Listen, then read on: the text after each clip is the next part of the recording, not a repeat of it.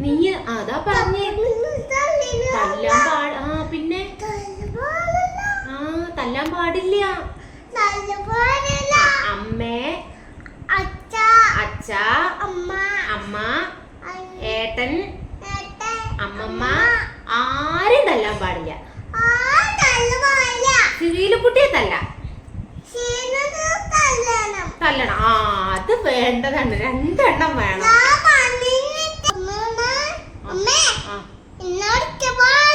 അമ്മ നിന്നെ തല്ലാൻ പാടില്ല. അതാണ് ഇപ്പൊ പറഞ്ഞു വരണതല്ലേ. നിന്നെ അടിക്കാൻ പാടില്ല. അതാണ് ഇപ്പൊ പറഞ്ഞു വരണത്. ശരി, അടിക്കില്ല. പോരെ? അപ്പൊ പറ്റില്ല. നീ